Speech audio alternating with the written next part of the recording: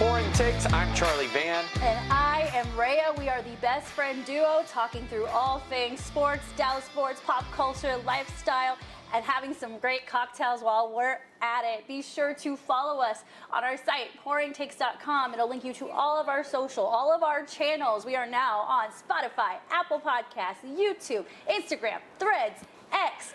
I'm probably forgetting something. Oh, Discord. Interact with us, engage with us, talk some shit. You know I like to fight. Yes, she does. All right, Charlie, here we are at beautiful Bryan Street Tavern in downtown Dallas on Fat Tuesday. Mardi Gras. Cheers. Mardi Gras, cheers. What is this beautiful sunset-looking concoction? Well, if it's Mardi Gras, if it's Fat Tuesday, you have to have a hurricane. I mean, that is essential, right? That is good, and it tastes like trouble. Ooh, Trouble Tuesday. I like that. I like that. Have you ever been to New Orleans? I actually have not. Really?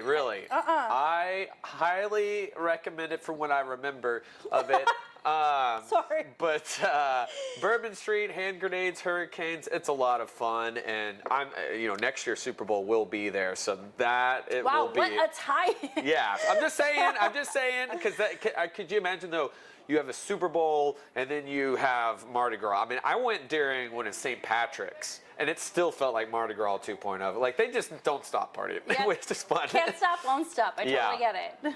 Well, this is very tasty. Cheers. Cheers. Thank you again to the team at Bryan Street Tavern for taking such good care of us. We have loads to get in today. It should be a really fun episode. We're going to talk all things Super Bowl, including the actual game, some prop bets, some shots need to be had. We'll have some fun. We'll talk about the Cowboys' new hire, get into the Mavs a little bit with the trade deadline, and then round out with a big pay-per-view card this Saturday. So loads going on. Even though football is over, we are still here talking sports and talking drinks. Well, I still feel like even with football over, there's always Cowboys names. We know that. That's never going to stop. So we'll fill in. But, I mean, Rayya, what a Super Bowl. Really, really fun and entertaining game. Obviously a very, very, very, very slow start. But it's like Usher lit a fire under everybody, got them all excited, and then the points came raining in. Yes, he did. Also, he is now, there's always memes. And now he's a meme when he had his shirt off, which that was a prop bet. Except we got the method of him taking his shirt off incorrect, which I was really upset about, by the way. I was looking forward to a shirt rip. Did you like before we get into the actual game, did you like the halftime show? There were some people that did not like it. I'm like, are you kidding me? If you didn't like it, then you didn't grow up watching Usher the way I did. And believe me, I'm an Usher super fan. Also, him opening up with Caught Up and that being not on the choices for the bets, brilliant. That's actually not a bad. First of all, I got to admit, I felt bad not remembering that song. Not that I don't know Caught Up, but like. No, I mean, it wasn't like a mainstream single or anything. It was like if you listen to Confessions back to front like I did growing up, that's the only way you'd know that song. Yeah, I mean, and he came out fire right from the get-go, and I'm not surprised. Very dance heavy. As anticipated. As it should. The roller skates? Yes. I love the roller skates. That was a nice touch. It was very different. Well, and, of course, last year we saw Rihanna. She was holstered. I don't know how she did that. I'm afraid of heights. So he didn't do anything crazy like that. But, I mean, it was a little snippet of what you're seeing there in Vegas with his Usher shows, I'm sure. Yeah, and then they announced the Lovers and Friends Festival, which is in Vegas, I believe, in May. Yeah. And it said Usher performing Confessions. And I was like... Very specific, very much here for it.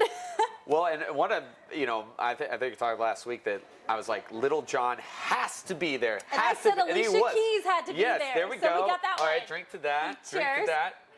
And then the one surprise, Jermaine Dupri. Jermaine Dupri. In his little socks. But I haven't seen Jermaine Dupri in years. I didn't recognize him. I really thought he was CeeLo Green. I know. He did the head. Everything's the big head like shape. I just caught me off guard. And the one that really got me pumped, Ludacris. Did you notice the subtle tributes to Michael Jackson? Yes. Love that, because he said in an interview leading up to the halftime show that his favorite halftime performance was Michael Jackson, and so I love the little nuances that he incorporated. Well, and just how big inspiration Michael Jackson, was. By the way, his nephew is playing him in his biopic coming out. I think 2025. Oh, just I didn't saw even that. know there yeah. was one. Okay. Yeah, it looks a lot like him. Just a little nugget there, but no. I mean, Usher, I thought delivered. When I saw those negative comments, like, are you kidding? Like, what are you expecting? No, he definitely delivered, and every straight female that I have spoken to definitely had a good time. They were like, that halftime show was for me, the target audience, nobody else. Yeah. Well, like I said, I thought he delivered. What did you think, though, about Post Malone and Reba McEntire? I loved it. I think nobody missed on their performances. Yeah. There's nobody's walking away like Fergie. Yeah. Oh, well, that lives forever. I felt like Reba's national anthem went by faster than it really was. Yeah. I think the over-under was set at 90 seconds, and she was at like 120? Yeah. 118, something like that. I mean, I feel like every year they have it. Like, I mean, last year was Stapleton. He had a very emotional. I think hers was. I think Post, though, definitely. He gave it his own. Did you like spin. that jacket he was wearing? I was about to say yes. I want that jacket so badly. No matter what, he's still repping his team, the Cowboys. But did you see Brittany Mahomes had him like? Brittany Mahomes is just. Ugh, I can't. No words. Hey, it's the old Cowboys, right? But I love Post Malone. I loved everything about the entertainment. I will say the commercials were okay. But I feel like now better than last year. I don't know. I mean, I thought, well, first of all, I'm kind of sad with the movie trailers. Now it's like, just go watch it online. Oh, yeah, that was rude. The Deadpool thing? Yeah. Super rude. Yeah. So I'm like, well, what's the point? You spent all that. There were some. I love the Stone Cold one. I love the Arnold one. Yeah, the Arnold one was good. That was probably that was rated the top one by Watch Mojo, I believe. And then the one I liked was the Duncan boy band one with Tom Brady, Ben Affleck, and Matt Damon. I think I screamed when Matt Damon got on my screen, actually. I did like that one, and there's been more to it since. Which, there's a whole thing on TikTok. So, I've been watching the Duncan Kings. Yep. They just keep going. Well, and then here's one, because I know you like Michelob. Yes.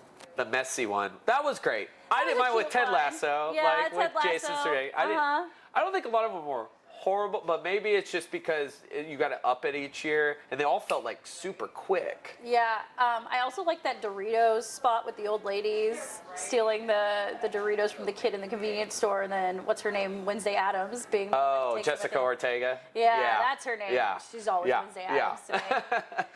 But yeah, I mean, there were a couple good ones. I mean, as someone who works in like marketing, PR, advertising, or whatever, like that is my favorite thing to pay attention to. Even though I'm a sports girl, I'm like, okay, who put all this money down? Can we talk about Jesus getting?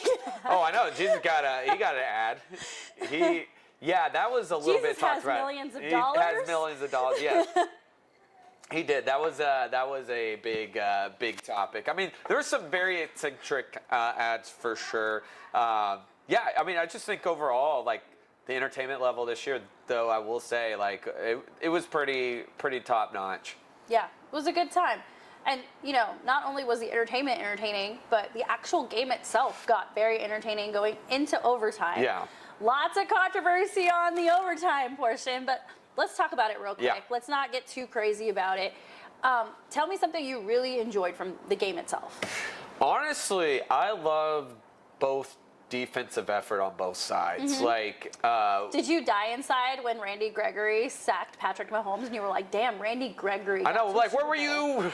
No, I was actually happy for him. I mean, like, just to see him go on and to be able to do that, and I mean, of course, I kind of miss what he did here. I think he was always a good benefit here, but I just love overall the pressure. Like, that's what I want to see. That's what I anticipate when you have two of the best teams going head to head. I mean, obviously we know how offensive Mahomes is, and on what CMC and that offensive line. But I always thought, like, it's going to come neck to neck with these defenses, and who's going to show them. They both. Yeah, definitely. I enjoyed watching Kansas City rally every single time, being down 10-0.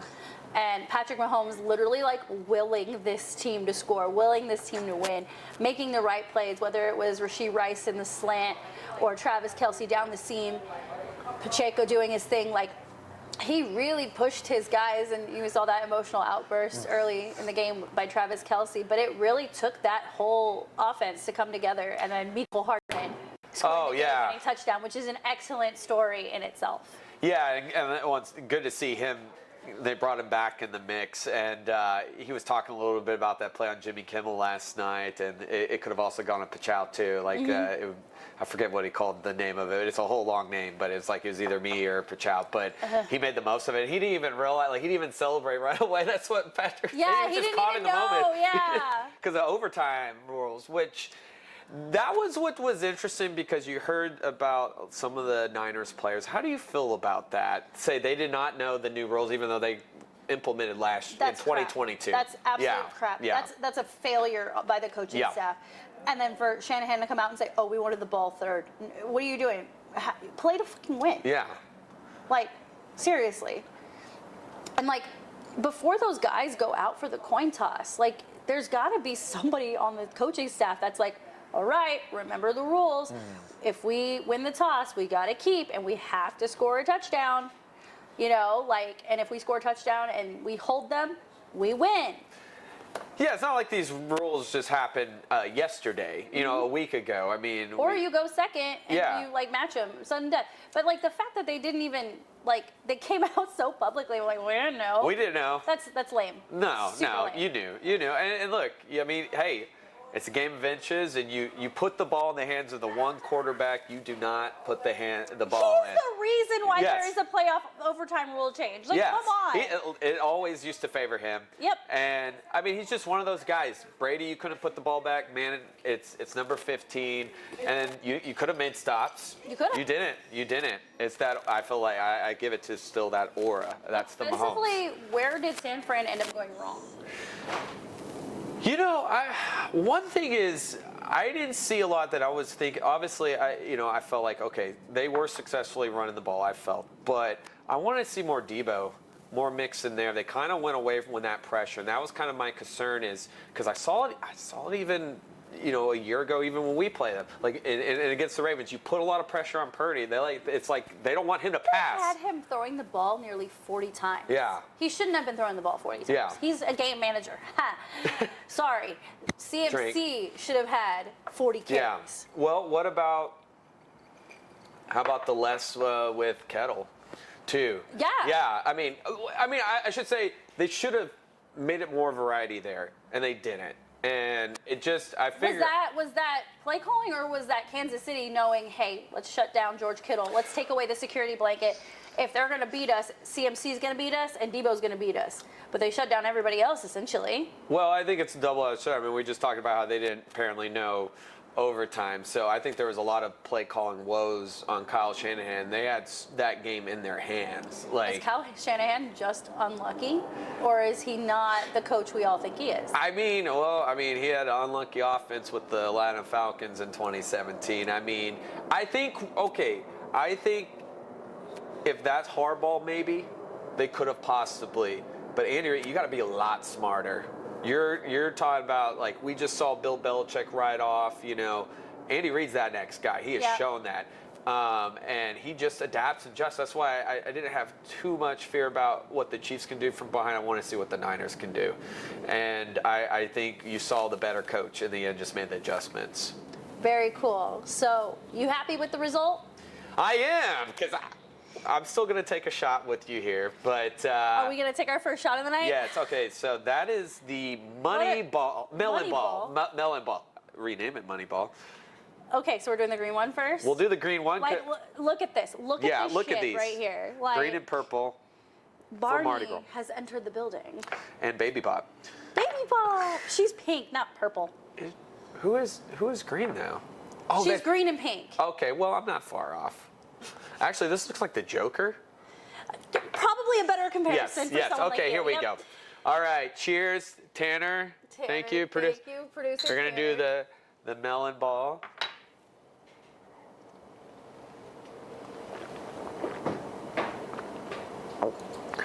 That's a big old shot. That is a really big shot. That was money. Melon ball. That tastes like a Jolly Rancher. That might, it's close. I think it's like similar ingredients. I could be wrong. All right, but it's no oil slick though. I was happy. it was funny because I was talking to you right before we recorded, and I was at Over Under we were watching, right? Mm-hmm. And they had a thing that was like, "What is your final prediction?" And I put 21-19. And then when I saw, I was like, "Oh my God, I'm never close." You were very, very close.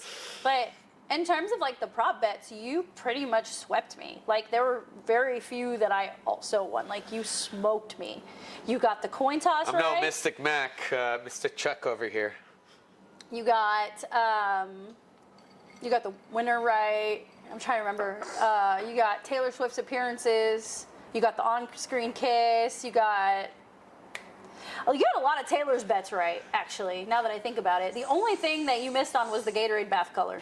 Well, I had half of the script when they sent it to me. Oh, excuse me. So the rest of it I couldn't really read. Let's get into it just a little bit. Yeah. Taylor Swift absolutely killing it at the Super Bowl, being everybody's favorite girl, gets on the Jumbotron, chugs her wine or whatever. Was that wine or beer? I don't think it was beer. I think it was either wine or a mixed drink. Wine chugging, that's next. That's some next level. I can do that. Wine chugging, sign me up. That's next episode. All right, done. But yeah, like she was so great, and then they started releasing the sounds from the field today, and the interaction between her and Travis Kelce absolutely melted my heart. He was like, "Thank you for flying halfway around the world for me," and she was like, "I'm just so proud of you." Travis Kelce is slated to go on tour with Taylor Swift in the off season. So what do you think about Taylor's appearance at the Super Bowl? I mean, it was warranted, right? I mean, they literally had a tracker of her flying in, as you predicted about a week ago. Yeah, I mean, I'll say this. It was a lot less of her than I thought it was going to be. I feel like she got no camera time in the first half, and the second half, once they started kept winning, cutting to her. And it didn't matter if Travis Kelce made a play or not. It would be like Patrick Mahomes did something incredible, and they would show her. And her reactions to everything were so like priceless. Like she was invested. I'll tell you who was more priceless: Jason Kelce. Yeah. He's got the Lucha Libre mask on. He's just living his best life. No, I mean, I thought it was. I like the balance of it. I mean, I get the marketing. I'm happy for them, but at the end of the day, the focus is the team. But okay, I have a question for you when it comes to relationships.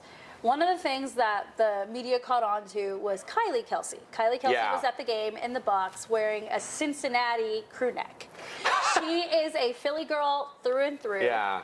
And refused to wear Kansas City Chiefs gear. How do you feel about that? Did she make the right call? I mean, here's the thing.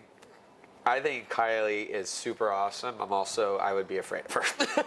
She's a big girl too. She's over 6 feet tall. Well, I mean, I think she definitely lays down the law in that household. I just hear about when he was talking about he tried to put on like Tropic Thunder, and you're like, what are you doing? Like, it's interesting, Cincinnati, because they both went to Cincinnati. Oh, I'm sorry, my brain went to the Bengals. University of Cincinnati. Yeah, my brain. I was like, That's on me. Cincinnati Bearcats. Well, I mean, she's still showing support. That was the team doing it in her way. That beat, and she's I think she grew up in Philly, right? Yeah, that's what I said. She's a Philly. Yeah, so there's some bitterness there. She might not be texting Travis all the time after that. But she still represents both her husband and how can I represent both? And that was a big turning point for Travis Kelce, was at Cincinnati. And, you can look at the whole story about that, but the big the resurrection. So, yeah, I mean, I think she's awesome, but I'd be afraid of her. How excited are you for this next episode of New Heights? Oh, man, I am super. Also because, like, last year was so emotional. You had both of them versus each other. Yeah. I mean, I think Jason took it very well, but, I mean, I remember listening to that podcast after. It's still, like, I mean, Jason won it as much as bad. I mean, they're both competitors. This one, it's going to be really good because I think he's his little brother's biggest cheerleader. Yeah. It'll be really interesting to see if Jason does come back to football next year. But in the meantime, congratulations to the Kansas City Chiefs. Great season, back-to-back champs. Last question before we change topics here. Is it way too soon to say three-peat? No. And because I think, we're looking at, we just closed the chapter on Brady last year. And obviously, Mahomes is 28. He's still got time barring staying healthy. And this team, I mean, now there is the cap thing, there's cap talks. We can get into that later. But, I mean, it's hard to bet against number 15 and Andy Reid as long as they're together. They very well could do it. But if there's anyone that definitely they could catch up, it's this Chiefs team. It's just hard, which is good to see. Is there anyone outside of the Niners that you think could possibly make some noise next year? Yeah, so I feel like, I'll be honest, the NFC is just always, I feel, so wide open. I think if anyone's going to take down the Chiefs, it's actually, I think, the Bengals with a healthy Joe Burrow. Really? He has been that crypto. He is Mahomes Manning. If he's healthy. If he's healthy. And if they keep that team together. And and that's another thing, and we'll see what happens with T. Higgins. But if they can keep that team together and Burrow, I mean, he has done it. He has beat them. Even in season, like, they are destined to, it's like Batman, like, to do this for as long as possible. So for me on the NFC side, since I'm going to play devil's advocate a little bit, I think Detroit. I think Detroit got a lot of experience in this past season. They were breathing on a spot, like they were very, very close to advancing to the next round of the playoffs. I think Dan Campbell learned a lot. I think we're going to see him make a little bit more sensible decisions. Although I'm a big fan of risking it to get the biscuit. Yeah, I think there's nothing wrong with that. You risk big, you win big, right? But that team is so young. They're coming together nicely. Jared Goff has been all the way before. Granted, he lost, but he's been there before. I think they have the right pieces in place. Maybe they're 1 or 2 free agents or 1 or 2 draft picks away, but I could definitely see Detroit making some noise next season. Can I follow up to that and say, what's your wild card pick on that side? I'll tell you mine. Okay, you lead off. You seem so excited. Another team that also in season with the whole team healthy, because I'm not taking anything from the Lions, but that first game, no Kelsey. The Packers. Yeah. That NFC North is I think they have a better chance than Detroit in the end, because I do think they're so young, the weapons they have, and LaFleur's a little bit more strategic and a little bit more X's and O's. I do love Dan Campbell's passion, and I'm rooting for him, but you got to be strategic. We saw that, and if you zig when you should have zagged, you're not going to beat Mahomes. Well, like we say, it's a 17-game season. Yeah. Anything can happen. Now we just wait till draft day. We've got free agency coming up. We have the first round of cuts. We'll have the draft. We'll have the next round of cuts, and then before you know it, we'll be at OTAs. Are you sad though? No NFL? I'm a little sad. I mean, I actually am not sad. Why not? We live in Dallas. We have the Stars and Mavs now, and I know. especially with the news with the Mavs and the Stars kind of heating up in the right direction. I think we could have some fun this winter. What do you think? No, I think recently with the Mavs, I'm actually really giddy right now. Yeah, and then before we know it, pitchers and catchers are about to report. Hey, by the way, speaking of that, happy birthday to pitcher Nathan Eovaldi, Team Aquarius over here. Oh, yeah, he's one of your people. That's I know. right. Charlie, big birthday Saturday. It's happening. It's going down. No, I know. There's a lot to be grateful for, and I think we're lucky to be in a city like Dallas where we have all this fun. So. All right, so let's drink this Purple People Eater. Yeah. Cheers. Cheers. Jesus, What take are the we wheel. getting into? It's purple. I blame Tanner.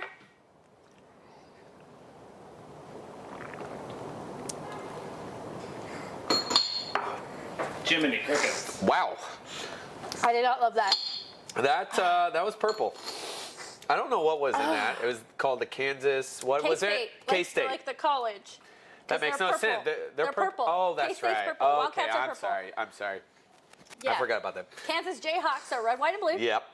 K-State is gray and purple. Whew, that one. I think You're going to need to know that for March Madness. Ooh, I March know. Madness. Ooh. Ooh, we're going to have a There's bracket some- episode. Yes. Oh, that's going to be fun. Yes. We're going to make our brackets on Remember camera. when Abby and I won we got the closest in our fantasy league? Yeah, Yes. so Charlie and I are in a fantasy football league together that I'm in charge of.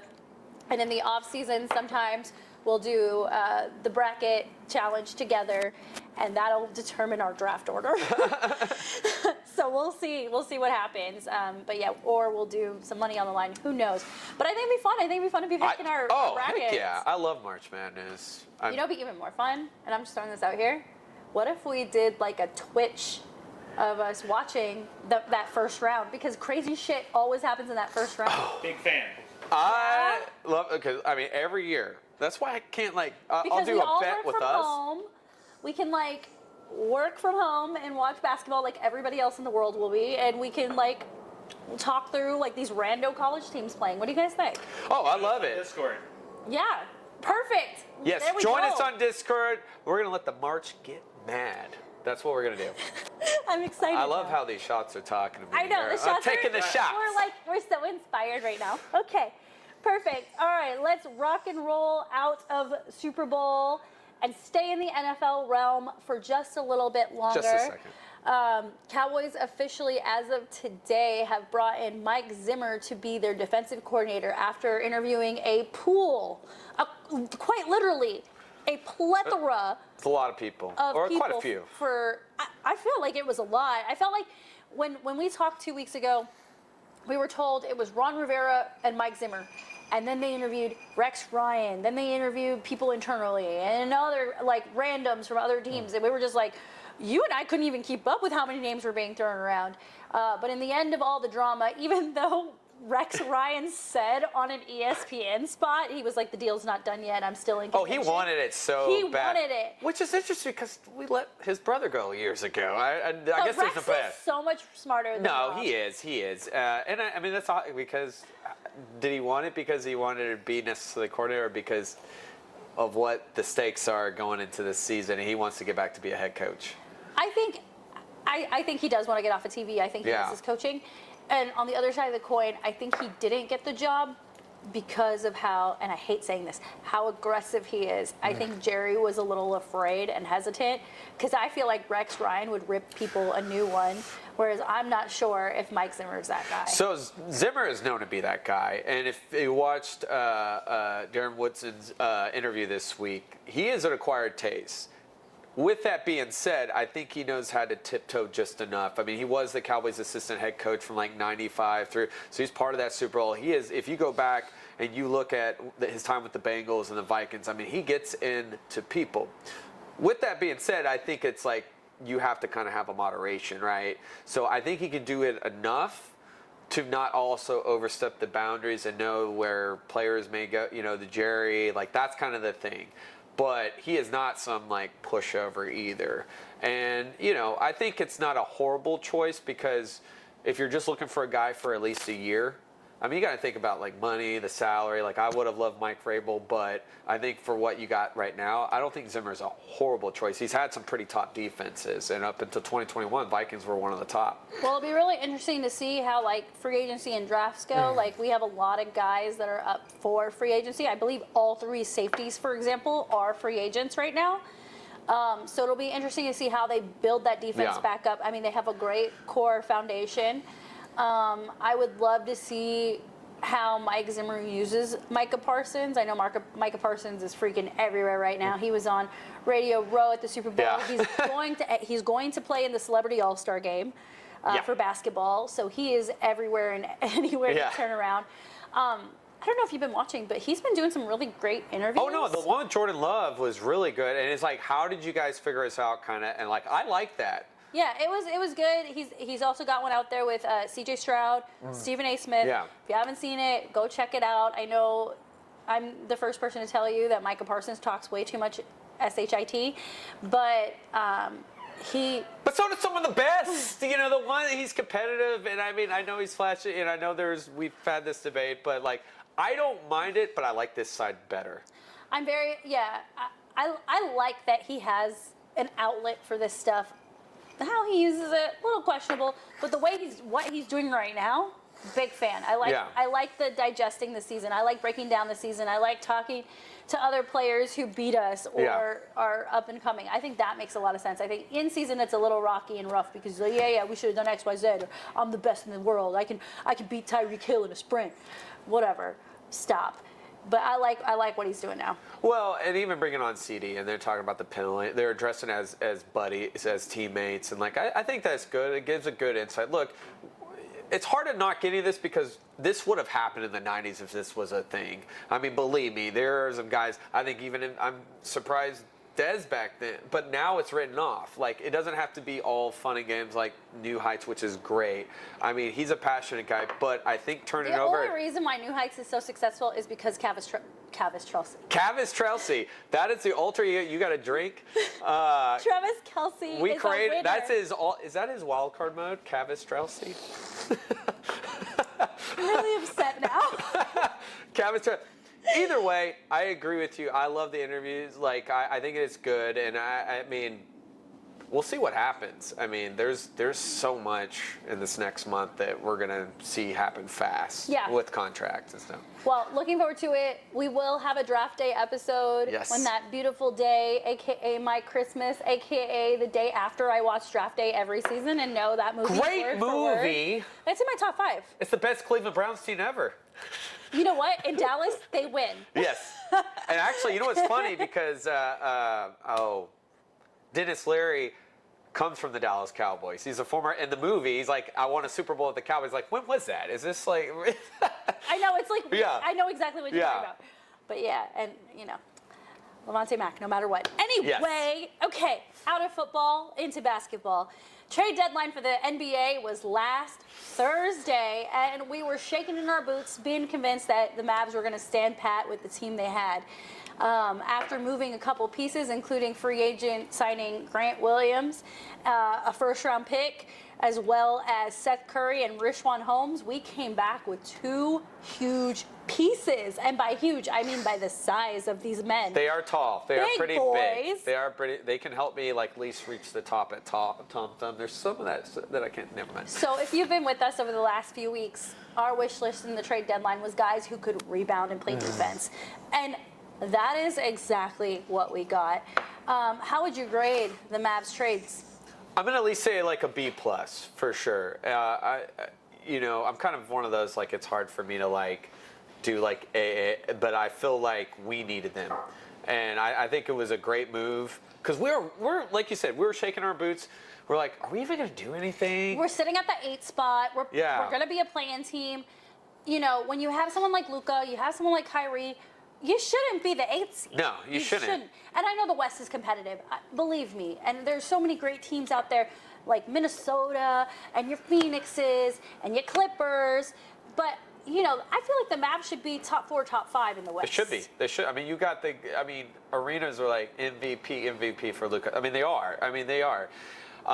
But we're not dumb either. We knew that there needed to be that added. And we wanted the big guy. We got him. Were you surprised that we were able to get this double package coming in? So the thing that honestly surprised me is how quick the Mavs were to pull the trigger on Grant Williams. They looked at him and said, you know what, this was our big free agent signing in the offseason, and it's not working. Yeah. I believe they benched him a few weeks ago, took him out of the starting lineup, and started messing around with different pieces. Fun fact, we have a 5-game winning streak right now. There we go. So, here, drink to that. Fuck yeah. Shit. I was going to high five, but then it's like, we have drinks, so but we'll high five there. There we go. 5-game win streak. So, you know, Jason Kidd's over here turning whatever knobs he has. Kyrie coming back from injury. Dwight Powell still wearing those effing goggles. Her favorite player. Go back to Canada. Anyway, so I think that's what surprised me the most is the fact that the Mavs were willing to pull the trigger, and they traded away a protected first-round pick from, I believe, like 2030, I want to say. I'm fine with that. So that tells me that the front office sees what they have. They are hearing Luka. They're seeing Luka. They're like, you know what? Luka's still in his 20s. We need to capitalize on this time, something that the Cowboys refuse to do. But so you're saying they listen to their fans? They listen to, not the other fans. You know, fans... yes, have a say, but at the end of the day, I understand it's a business. You don't do what the fans tell you. You do what's best for your team. And what's best for the team is to maximize Luka's capabilities. And how do you do that? Get him help. Yeah. What do we need help with? Rebounding. Trade for 2 really huge men. Here for it. Yeah, PJ, Washington and Gafford, I mean, both. And from day one, they got here was it Saturday? They both had outstanding games. Yeah. Went right in like they've been part of the team for like that's so interesting how they just got into the rotation like that. It just like they've been here for a while. They were excited to play with Luka. They were excited to play for a team. PJ Washington coming from the I want to say New Orleans Hornets. That's the not Charlotte yes. Hornets. And Daniel Gafford coming from the Washington Wizards. Yeah. Okay, on the other side of the coin, a lot of things that are being talked about right now are players who didn't want to come to Dallas, didn't want to be in Dallas, players who have already been in Dallas and didn't want to come back. Dinwiddie. Spencer Dinwiddie was on record explaining why he chose the Lakers for a buyout over the Mavs. Kyle Kuzma rejected a trade to the Mavs. And then, there was one more guy who said some stuff that I did. Oh, Grant Williams in his first press conference with Charlotte, not New Orleans, Charlotte, saying that he was excited to be on a team that wanted to win when clearly they're selling all their players. I think he was mad because he got here. He had this fancy house. He put it in, now he's gone. So I get that you're salty, but the comments that really stuck with me were Spencer Dinwiddie. Yeah. I think Spencer Dinwiddie's time in Dallas was actually very positive. He seemed to really like playing here. He got along with Luka. He got along with Jason Kidd. So it kind of upset me when he said I was going to say the Cowboys, that the Mavs weren't an organization that wanted to win. And granted, yes, I know they didn't go all in when he was here. But they put you in a here. Western Conference final in 2022. Right. So, I mean. Maybe he was upset he was coming off the bench. I don't know what the situation is. But as a Mavs fan and as a Spencer Dinwiddie fan, I was a huge Spencer. I was like. Same here. I love that. So that day that I came home with that Dirk Nowitzki jersey, it was between Dirk and Spencer Dinwiddie because I was convinced that we were going to re-sign him long term. Yeah, I was kind of hoping that he would be. I mean, I loved his hustle. I always felt like if something's up with Luka, he can help be that guy. And he was. And you know what? And I'm going to shout out my own T-shirt right now. I'm wearing a shirt that says "Going hard for Hardaway." Yeah. There's nothing wrong with being a sixth man. Oh. Sometimes that's the role that fits you. Sometimes you need to be that spark plug. Also, girls, if you want this shirt, contact my friend Kimberly Delgado. She will make it for you, and you will look super cute wearing it. Well, yeah, and I think he has embraced that role, having one of his best seasons by far. But yeah, with Spencer, I was a little sad by that. I was a little disappointed by that. I liked him. I thought he added a lot. But you know what? Hey, he's where he's at, and I think the Mavs the ceiling is getting higher right now. Yeah, I agree. I think we're only going up from here.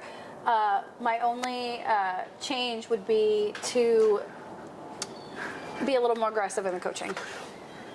Yes, I was going to ask you that. I think once Jason Kidd gets a feel for who these new guys are and where to fit them in the lineup, how many minutes he should be playing Derek Lively. By the way, Derek Lively's birthday was last week. Yeah. The fan reception when they put him on the Jumbotron to sing him happy birthday, like people love him here, and I'm very happy about that. We've been waiting for a man like Derek Lively for a very long time. Yeah, I've been waiting for another Aquarius to come to Dallas, so. You Aquarii, y'all stick together. I get it. No, I get it. I love Derek Lively. 2 of my best friends are Aquarii. It's fine. It's fine. I love the direction now. I think it does come back, though. Once again, this is on Kid. The pressure's right now. Like, okay, you got it. You can't just be the bystander coach, which you've been, to be fair, because you have said that you have been that. I think there we go. Oh, is the wire? Yeah, pick it up. Oh, We got. Get it out. Here we go. What are you doing? Are you breaking Tanner's put it right toys? There you go. Oh, it's probably not it. It's okay. I'm wired. I would not be good in The Departed. Are you wired or wiry? I'm wiry for sure, but right now I'm wired. Okay. I'm wired and wired. Damn right. Anyway, so long story short, we both believe now we have the pieces to be a contender in the West. The West is very competitive, but it comes down to how Jason Kidd works with this team. I agree. And to me, if we don't finish as a top 4, top 5 team in the West, he's got to go. Oh yeah, you can't continue this. Yeah, you can't waste Luka's time. Luka or even Kyrie, you just made this up. Like you're stacked now. You are stacked. We just said you filled a lot of the void. Now you got to take that ship high. And if you can't do that, Got to try to change it up. Well, I'm looking forward to more Mavs and Stars conversation on this show moving forward. You know, Stars have a big future. I believe they are also on quite a win streak right now. Everything seems to be falling into place, although Dodonov is hurt. Out By the way, they play the Hurricanes. Cheer tonight. The Hurricanes here in Dallas. To the Hurricanes. To the Hurricanes. Just kidding. No, but they've got their win streak. Auditor's back. He's healthy, which was huge. I still loved, we were talking about him and his little brother at the All-Star weekend a week ago. I thought that was cute. Yes, very cute. And, you know, this is the time they need to heat up. Yeah. All-Star game has passed. Dallas Stars, we got to finish first in our division. Yeah. All right? None of this wild card BS. We got to finish first. We're the best team in our division, and we got to show it. Yeah, and I feel like this team, it's kind of like the Cowboys, where they have to be in that driver's seat for it to have that confidence and momentum, and they have the ability to do it. And we've noticed they've picked up their overtime skills. I don't know what I'm trying to say here. They're playing better in overtime compared to last season. A lot more confidence. You need to take that momentum into the end of the season because you are going to end up in like overtime situations in the playoffs again, as they experienced. So it's good to see them like progress from last year. I think this team is slightly better than last year's team. Now it's time to show it. Well, and they added some good, Matt Duchene is doing great. Their defenses got better. I think the thing with overtime is they're more calculated, more strategic, and which you need to be. And so that just shows you the growth, and hats off to people for adapting. It's that third line. That third line is who's winning you those overtime games. It's Harley, it's Duchene, it's it's those guys that you don't hear about. It's not your Sagans, it's not your Bens, it's not your Hints. It's the guys towards the bottom of the roster, and we are very, very, very thankful for you. If we have the best third line in hockey, then we're doing something right. Oh, that's what you need. Except for that Hints triple hat trick back in December. That was great in overtime. Okay, I know. Hints is your favorite player. Your third line is what you need, and we didn't have that last year. So I'm excited. Like I told you, Mavs and Stars, we have something to cheer for. You gotta let the Cowboys go. We gotta let it go. Make like Elsa and let it go. Can we though? Yes, we can. It's like Stockholm. It's like that long. Look at me. Can we? We have a championship team in the Texas Rangers, right? Mm-hmm. We got one. We don't need to hold on to the X. This is therapy, folks. Hold on. Seriously, that X is holding us back from our potential. We can seek other teams to be fans of, to push us to the next level and be better versions of ourselves. Well, our prediction was the Stars. The Stars would be the next team to win a championship. Heck yeah. And I am fully behind that, and I can't freaking wait to see. The stars are high. Shoot for the moon. If you fall, you'll end up among the stars. There you go. We're philosophical here on Pouring Takes. That's not because of the Hurricanes or the shots by any means, but... All right, speaking of stars, big UFC pay-per-view. Heck yeah. UFC 298, getting closer and closer to that 300 card, taking place in Anaheim, California. Why did I say that with a country accent? I don't know. Because you are in Texas, and everything's got a twang. So this card is actually really stacked. It's really exciting. Our close personal friend, Jeff Neal, will be on the card facing off against Ian Gary. I pulled about 5 matchups for us to talk through. The first fighter listed is the one that's favored with the exception of Jeff Neal. He's in the red corner, but he is the underdog. The rest of these guys in the red corner are the favorite fighter. So we don't have to go super into detail, especially with the first couple, but I think the last 2 we can talk through a little deeper. So I'm just gonna jump in. So, prelim main event is between Lemos and Dern. This is a bout at strawweight. Yeah. Mackenzie Dern has been one of my favorite fighters for a very long time. Jiu-jitsu genius. Lemos has come on really, really strong in her last fights. I believe she's won her last 3 or 4 in a row. She lost to Wei Li back in August. Oh, okay. Yeah, for the title. But that's not. Outside I mean, Wei Li is a beast. Wei Li it's a beast. And you're gonna see Wei Li at 299. No, 300. She's on the card for at 300. But this is a very, very interesting matchup because, like you said, Lemos just fought for the belt. I would call this a title eliminator almost because if Lemos wins, she'll get another shot. If Dern wins, she moves up in the rankings. You, like me, got to watch Mackenzie Dern rise through the ranks of... Right here in Dallas. Yeah. At LFA. At LFA, yeah. Yeah. So I know we have like a weird special attachment to her. How do you see this one go down? Well, originally this was supposed to be Tatiana Suarez's spot, and Your girlfriend. and we won't say that. I like Patchy Mix. I didn't say that. She said that. I am a big Tatiana Suarez because I'm a fan of wrestlers and just her story, and we wish you a speedy. And she was on the episode of The Bachelor. Yeah, and The Bachelor. Yeah, we wish you a speedy recovery. This is more of a huge fight, I think, for Dern. And here's the reason why. I think even with the Lemos win, she needs another one after Whaley dominated her. But Dern is one of the best on the planet. She submitted, go look up Gabby Gonzalez. She's a tactician, and no surprise there. But you Lemos, go to the ground, you're screwed. But Lemos is dangerous on the ground too, and actually in her fight with Whaley, she had a nice Darson and lost that. But this is going to be. I think this fight does go to the ground, and that's what I love. Some people won't like that, but this is MMA at its finest with the grappling. Yep. This is like female Hoist Grace and Mackenzie Dern. Yep. And Lemos, who's a black belt too, high level too. So and they're both Brazilian. And they're both, yeah. It's going to be interesting. Now Lemos is a hard hitter and a power, but Mackenzie's no slouch. She's gotten better at her striking. She's long, she's rangy, but I think she gets it to the ground. I think that's what she's got to do. Yeah, I fully expect this to go to decision on the ground. I think Mackenzie Dern can hold that control time. It just depends on how much damage she takes on the feet. And personally, I just want Mackenzie Dern to win. Well, as long as she doesn't let herself to get bullied on that, and I'm saying just because Lemos is very strong, in the division, but where Dern does so, she's so slick, she's so rangy, she can throw up arm bars, and she does it well. Can I say something a little selfish here outside of me being a huge Mackenzie Dern fan? For women's UFC, women's MMA.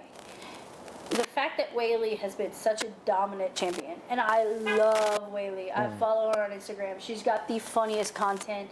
She is one of the strongest women. She picked up Francis Ngannou. Strongest women I've ever seen in my life.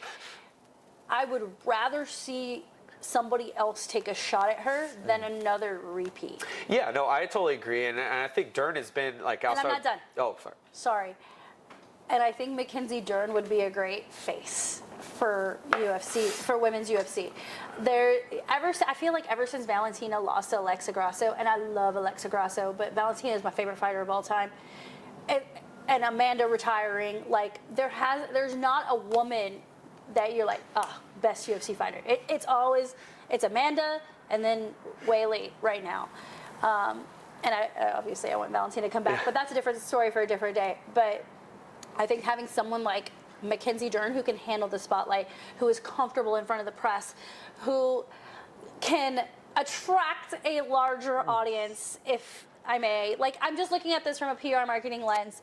I think she's talented. She's an amazing black belt. But it's a great move for the UFC if she does get this win. Can I tell you the reason in the beginning is, and I saw this with Macy Barber, is that quick rush because she was finishing. So in the beginning, I think there were some mismatches. With O'Malley, they built him up. They built and built and built and built. Yeah, they did. And then despite his injury. Despite injury, O'Malley, they built him up. With Dern, I think Ronda's gone. We need, whether it's Dern, whether it's whoever, and they rushed her in. But now you see the maturity too. You see the calculation. You see that, and it takes time. And I think she's at the right spot. And I hope she does too. Nothing against Lemos, because I think if she's gonna make a run now, This is it. I would love to see her fight against Whaley. Yeah. All right, so I guess we're both rolling with Dern. Yes. Okay, next one. All right, you're gonna have to help me with pronunciation because in my head it's Divashali. Yes, we're talking about Merab Divashali and Divashali, the Machine, and Henry Cejudo. So I'm not the biggest fan of Henry Cejudo. Did you see the latest thing on the countdown about how he fired his coach? Do you think that's a stunt, or do you think that because if it's not a stunt, that's screwed up. That's something that that guy's been with him when he was in Olympic trials, before MMA, and has gotten him to the title twice.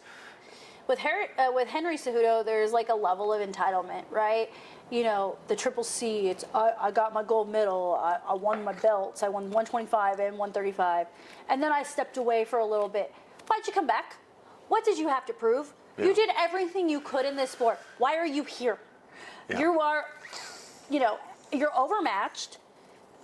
Do you need a paycheck that badly? Well, I mean, I think with the wrestling thing, that's going to be very interesting because at the end of the day, I mean, I can't ever Henry Cejudo because he is at the highest level. I think the reason with the Aljamain loss is Aljamain made those adjustments and the well-rounded, it was a tick-for-tat fight. Difference with Merab is just the speed and that pressure and that overwhelming. What is he going to do there? Like you said, if you're not in that, Merab is. If you had to say between Aljamain, Merab's the better wrestler. I was going to say, isn't Merab Aljamain's teammate? Yes. Yeah, and the whole reason why they didn't fight.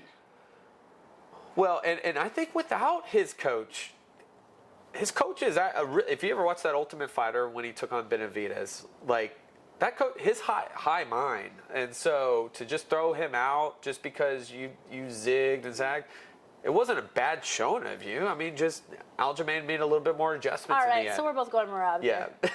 The machine. By the way, I love Merab. Remember when he threw on Sean O'Malley's Thriller jacket?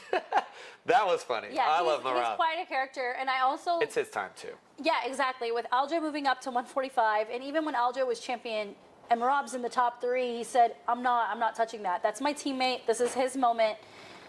It is what it is. And then when Aljo moved on to 145... it's Merab time. Yeah. And I'm here for it. Yeah. No, I'm excited. But it's a good test for Merab, though, right there. So. Oh, Tanner has presents. Oh, more hurricanes. That's right. All right. Thank you. All right, now our guy. The camera. There we go. Oh, nice. All right, it's okay. There we go. Hurricane. All right, so moving on. Jeff Neal and Ian Gary. This fight has been set for a very long time. Yeah. They were supposed to meet earlier, as in later last year. Yeah. And then Jeff ended up pulling out due to injury, and then Ian Gary was going to fight Vicente Luque, and then pulled out because he had Bad flu. flu. Really flu. Got super, super sick. There was a lot of trash talk between these two. Ironically, I feel like they've become more amicable over time. Yeah. The trash talk has become very respectful. Yeah. Which is a very weird thing to say in MMA, by the Yeah. way. I love them throwing the digs at each other. Jeff, personally, to me, I feel like he's in just a really great headspace, just based on what he's posting on social media. Also, his new shirts are so cool, Yeah. and I really want one. I texted him and I was like, "Can you put this in a crop top for me, because I need this." Yeah. Yeah. But at the end of the day, Ian Gary is the new pride of Ireland, with Conor McGregor doing Conor McGregor things. We don't need to get into it. He's got a lot of support behind him. He's a great trash talker. He's a great fighter. Yeah. And then you got Hands of Steel on the other end, who's had some really, really great fights, taken some really rough losses. Just fought one of the best, top contenders right now, Shavon, and despite the end, I mean, I was gonna through say, everything. Fight of the night. Needless to say, both these guys are bullet trains headed for a major collision, because I think the winner of this easily could be top 5. Yeah, and in the welterweight division. And here's the thing, though. The only thing, though, with Ian, I mean, his ceiling is very high. He's late 20s, I think now. Long, rangy, beat Neil Magny. Looked really good against Neil Magny. And Jeffrey's my age. But Jeff hasn't had the negative aura around him, the whole in and his wife and the WAG thing and Sean coming after him. That's one thing Jeff doesn't have to worry about. Jeff, we know Jeff. He has tunnel vision. He destroys people. Jeff is the scariest human I've ever met when he's locked in. When he's locked in, it's and Can I tell you a funny story about Jeff? Yes. And I know Jeff's not going to get mad at me for this. This is called Hands of Steel chat. Hands of Steel, brought to you by a hurricane. So you and I have known Jeff for a very long time. Yeah. Jeff trains with us at Fortis MMA. Jeff is one of the reasons why I learned how to fight southpaw. Yeah. Whether he knows it or not. It's not like he taught me, but I'd be in the gym with Jeff. I'd watch him work the bag. I'd watch his fights. I'd watch him switch stances. I mean, I grew up Orthodox, right? Yeah. I'm a right-handed person. And after I blew out my knee is when all my coaches were like, well, if you're going to come back, you got to fight southpaw. Yeah. Because you're not moving the same way you used to, right? So it was Jeff Neal's film that really helped me like take it to the next level. And I would like literally post videos of me training in southpaw on my social media, and Jeff would message me and be like, "You're almost as good as me." Like, he was so sweet about it. But he knew he was a big inspiration to me, and still is, from a fighter standpoint. So for me, like, I know this fight is not going to the ground. This is going to be a battle of two powerhouse hitters, if you will. It's like that song, the Fight Night song. Hit him with a left, hit him with a right. He is a very good tactician and long-rangey. What I would love to see Jeff in this is really use that explosiveness that he did against Vicente. And this is Vicente, who, Wonder Boy, also long and rangey, didn't put him away, used the same tactician. Like, I want to, like, Shavat, he's a zombie. But I don't think Ingari's a zombie. And we haven't seen Ingari be weathered. And Jeff is tough, durable. Cardio on a million. And we haven't seen that. And, like, Neil Magny does not have that same explosiveness that Jeff. Neil Magny has the cardio that Jeff has. He has the cardio, but he does not have the boxing that Jeff has. I don't think Ian has the cardio. And I'm going to tell you what the X factor for Jeff Neal is. And I know I sound hella biased, but if Jeff Neal wins this fight, it's because he kicked the shit out of Ian Gary. If you look back at Jeff's early UFC fights, that guy is an assassin with a head kick. And yes, he's called Hands of Steel for a reason, but the guy is laser with that head kick when he needs to be. Well, and I also feel for some fighters, especially the ones that get highlighted fast, saw it with Macy Barber and Roxanne Modafferi, there's always that humbling fight. And the thing is a McGregor, which they were can deal with that pressure, can end with all that negative. With all that negative, with all the talk he's already talked. Jeff Neal, mostly quiet in the media. Jeff Neal, even in person, getting the man to talk is kind of like pulling teeth. Jeff is all fight game all the time, right? I'm kind of shocked that he's the underdog. He's, I think it's like plus 185. Well, I think because people ride hype trains all the time, and we see this is very common in MMA until there is that one person. It's like, all right, I'm just going to be stone-faced, and like I said, no matter what, I think in ceiling is high, but that pressure and that aura, some people can deal with it right now. He's still a young guy. Like, the difference with Conor is because that's Conor. Yeah. You know, also Conor's a better boxer. Well, I think we're going to find out a lot about both these fighters after Saturday, but I have a feeling because of our close personal connections, we're both rolling with Jeff Neal. And just to make it interesting, what round? I think by the second round, and I think second round, but I think he's going to connect on the chin. I would love to see a Jeff Neal knockout, but I'm not going to underestimate Ian Gary. I think this goes decision. Yeah. Jeff Neal does more damage, but I think Ian Gary is durable enough. So Split decision? Well, I'm going to go majority. Unanimous.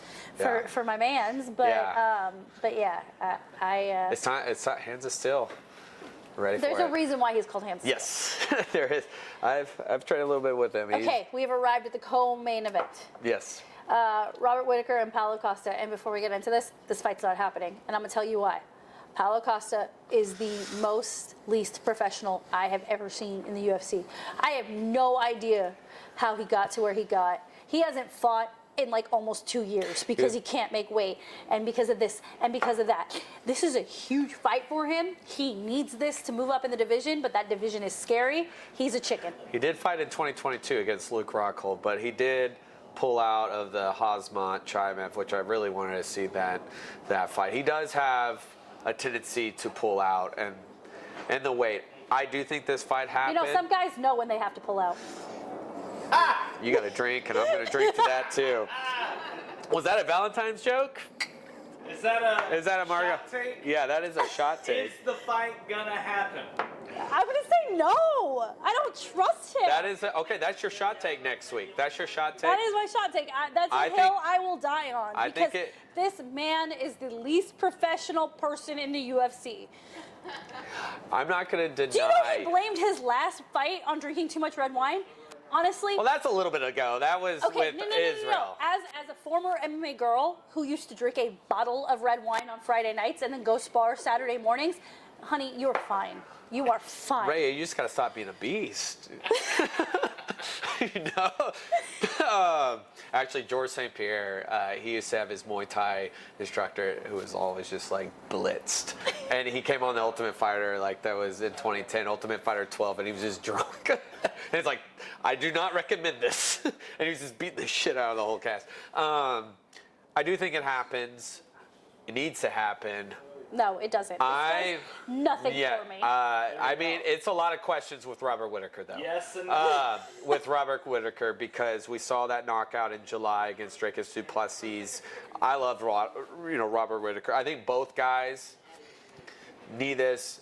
The question is, it happens.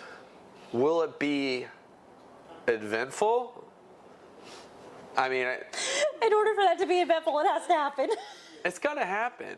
Okay, Robert Whittaker is gonna face himself in the co-main event. I would love to see that, actually. Have you ever seen Liar Liar, where Jim Carrey beats the crap out of himself? Okay. All of that to say, I don't think this fight is happening. All right, that's your shot take. Charlie thinks Robert Whittaker is gonna win. Yes. Rumplemints on the line. Ew, gross. Oil slick. Make it an oil slick. Tequila shots. She's. But seriously, in terms of the 185 division, this matchup literally does nothing for me. Whether it happens or not, there is too much talent at 185 right now. I think Adesanya is next up for Du Plessis. I think Strickland will get another shot at Du Plessis. It'll be either or. This fight does nothing. I think Sean if this fight happens, he'll face the winner of Whittaker and Costa. I don't know. You're the champ. Aren't you entitled to an automatic rematch? Well, no, because you didn't dominate. You didn't win. You didn't defend your title. You lost a split decision, and you didn't dominate Dricus du Plessis, so you can't. Like, Israel makes more sense because he's been a dominant champion. Sean was a hot cup of coffee for a second. What cup of coffee? Yeah, so... well, it's true. I mean, Dana. I mean, and let's get it moving. But seriously, all of that to say, this fight doesn't matter. Literally, whether it happens or not, doesn't matter. Shouldn't be a co-main event. Kind of annoyed by it. Just saying. All right, we've arrived at the main event. Let's go. This is what I care about. For the 145 belt, Alexander Volkanovski, champion, versus contender Ilia Topuria. From Spain. From España. Topuria. Super explosive. Yeah. Super fun to watch. Team Georgia, by the way, that's his background, was training and wrestling in Georgia, which, by the way, has one of the best wrestling country. Yeah, we mean the country, not not the state, not Atlanta. Just saying. Volk dominates at 145. Has a little bit of a hard time fighting at 155, as you so eloquently explained to me before this. Volk's actually one of my favorite fighters all time, former rugby player. He was 240 pounds. He's my height, maybe shorter. So stacked, so meaty, runs through walls. I got to see him live against Max Holloway for my 29th birthday. His skill, he can do everything. He's so well-rounded. That's why he's been the 145 champ for such a long time. But this should be a fun one. This should be really fun. I'm concerned. And here's my concern, is he got knocked out in October. Like, pretty bad. Head kick, which I know he took that fight on short notice. Doesn't matter. You get knocked out. And now we're here in February. I still feel like that's pretty soon. Topuria is long. He's tall. He is rangy. Man, I really thought you were going to say long and hard. All right. Well, we're just spicing it up. Just like the shirt, hard on for hard. It doesn't say hard on. It says going hard. All right. This is our Valentine's episode, day early. Sponsored by not Blue Chew. Trojan? Paging Trojan? This is why we had, look at these shots and these drinks. No wonder. They were really big shots. Yeah. It's the shots you don't take, right? Oh, here's a shot. It's hard to go against Volk. I'm just worried with the timeline from the knockout And Ilya, like you said, is so explosive. He is long rangey too. Do you know how you beat a long rangey guy? And I'm not making a sex joke, by the way. I feel like no matter what we say, this is leg kicks. But Volk doesn't throw a lot of leg kicks. He did against Max Holloway. A little bit. But I feel though Max doesn't utilize, like Max can be explosive. He did not utilize that as well. And but here's the thing, Topuria, way better grappler than that. And that's the one thing, and he is a strong grappler. Look what he did at Bryce Mitchell. And look how Volk slipped out of that choke from Brian Ortega. Yeah. Clearly, we have divide here. Look at us. No, I love Volk. I'm just saying. I think though, because it sounds like you're arguing for our visitor here, our contender. Our visitor here. Like, is he from our blue UFO? corner. He's from Mercury. Sorry, in my head, Mercury's in retrograde. He's coming from. If you're the champion, Yes, you got yes, a home it off ain't again. like- So yeah, you're going for the contender, yeah? How do you say Ilya Torpedo? Nope. I thought you were going to say Topic. No! Ilya Topuria. Okay, so you're going contender. I'm going champion. I'm going TKO. You by mean third all round. out? Yeah. Third round. That is bold. Yeah. No. Volk's gonna get him. Volk is going to get him. Even if it goes to decision, I am rolling with Alexander Volkanovski. Shot take. How many shot takes do I have now? It's like 3. Yes. You're adding them up. See? This is what happens when you're a strong, independent female, you guys. Well, hey, you know what? I'm going to say this. She always says we agree on things. So, like. No, I love that we're not. And get me no, I love Volk. I'm just worried after October. That's still a short, turnaround. He's a good fighter. Good fighters Yeah. have amnesia. I have the brain damage to prove it. Anyway, be sure, tune in with us next week as we break down what happened in UFC 298. See if the Mavs kept their hot streak going and if the Stars are rocking and rolling. And whatever else we can come up with. I think we have another fight night coming up. We got teammates on the horizon. Lots of guest stars, lots of bars to visit. Follow us at pouringtakes.com. Subscribe to all of our channels. Follow us on all of our social media and engage with us on Discord. Have a great night and enjoy your Fat Tuesday and good luck with Lynn. Mardi Gras.